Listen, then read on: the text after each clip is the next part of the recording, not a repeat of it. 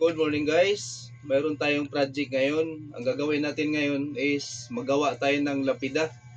Yung nilalagay po sa sementeryo. Yung ganito guys. Lapida. Yan. Gagawin natin to ng lapida. Tapos ito yung tiles na gagamitin natin. Puti. Pero yung tiles na to guys, lalagyan natin ng coating. Kasi pag hindi ito lalagyan ng coating, hindi tatalab dito yung diode laser natin. Kasi iba yung diode eh. Pag white yung ano natin, ingriban, hindi yung tumatalab. So meron tayong piniprepara dito guys. Ito yung black na spray na paint. Yun yung i-spray natin dito. Pagkatapos natin mag-spray ng black nito, follow up na naman natin to. Ito yung pinaka-coating niya. So ito guys, itong thinner na to, lacquer na to, is para panglinis nito. Gagawin natin bago to siya engriban, lilinisan muna natin to para mas maganda yung resulta ng engraving natin. Sige, mamaya guys, pakita ko sa inyo yung resulta nito kasi gagawin natin magpintura na tayo dito.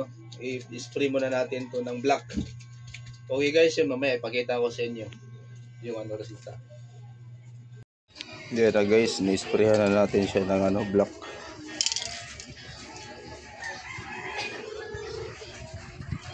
Yan na yung tiles. Yan. Isprayan na natin ng black.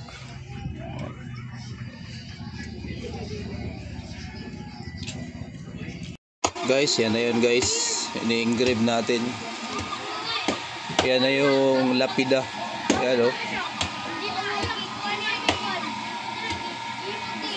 Yan yung lapida guys. Yan guys. Medyo matagal-tagal talaga to. Yan yung engraving natin. Hindi pa tapos. Yes.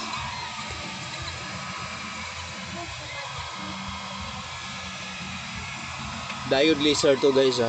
Yung ginamit ko ngayon yung algo laser yan. Algo laser lang. Yung sa kalab. Yan. Okay. Ayun guys, tapos na yung engrave natin. Ang gamit natin is DIY na algo laser lang guys. 5.5 watts. Yan. Yan yung resulta ng engraving natin. Tiles yan guys. Yan. Yan o. Yan. Yan yung resulta guys. Ito din siya.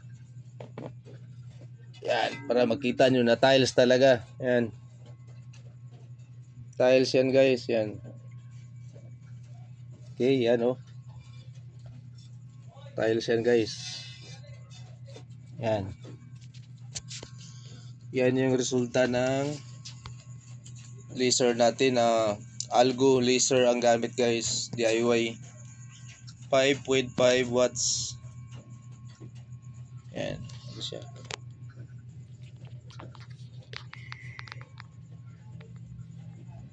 Lapida yan guys ha. Lapida. Size. Ano lang ang size nito is 12 inches by 12 inches yan. Yan. Yan. Yan yun. Engrave natin yan.